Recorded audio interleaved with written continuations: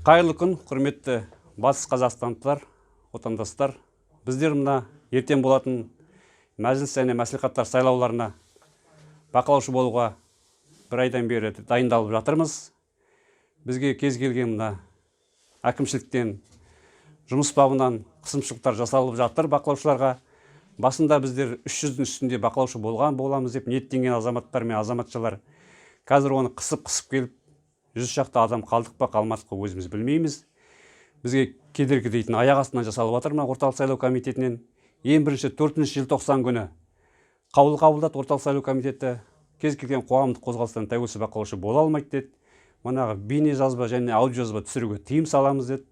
Түсіру үшін манағы сайлаушының рұқсаты керек деді. Мына тікелей эфирден түсіруге болмайды деді. Одан кейін мына күні кеше тек ПЦР тест тапсыру керек деді. Оны тест тапсыруға бәріміз жапа-тармағай шаптық. Онымен мана кейбір тест тапсырғандардың результаттар нәтижелерін яғни бермей жатыр.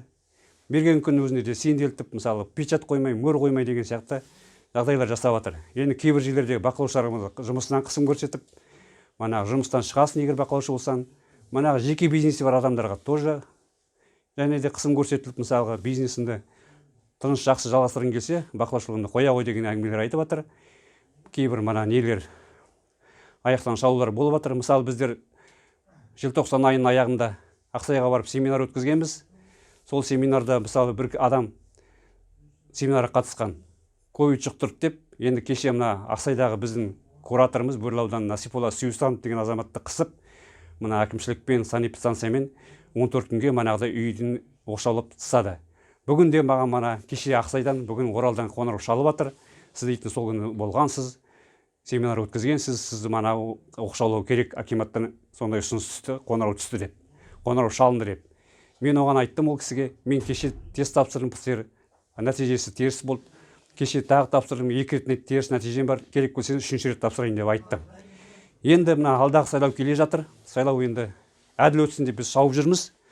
Бірақ енді мысалы бізде қазір сайлаудың көбіне мүшелері мұғалімдер мен мемлекеттік жұмыста істейтіндер. Біздер мына бүкіл қаланы түгел бақылаушымен жабамыз деп ойлағанбыз. Онымен олай болмай қалды. Енді мысалы мына қазір біздер мына төменде жоғарыда мынада көрсетеміз әрбір участокты комиссия мүшелерімен. Соның өздерін танитын адамдардың болса жіберіңіздер. Енді құрметті комиссия мүшелері, халықтың дауысы сіздерге аманат.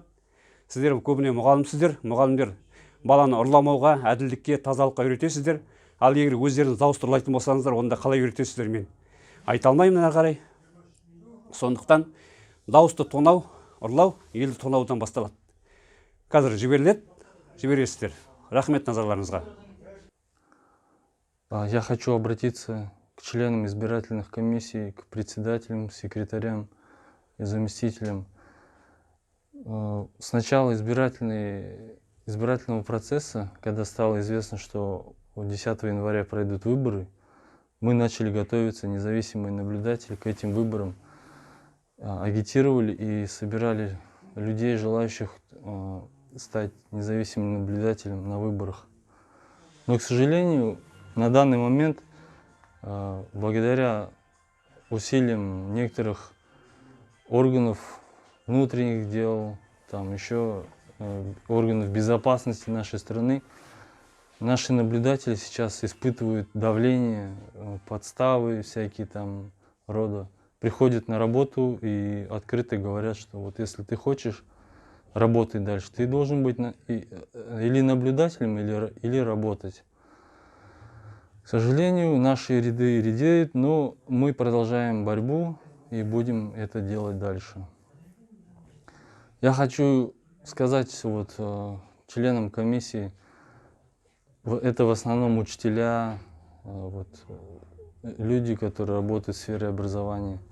Если вы будете делать фальсификации и воровать голоса, вы не имеете морального права учить детей наших вот, в школах, учить их жизни, знания давать.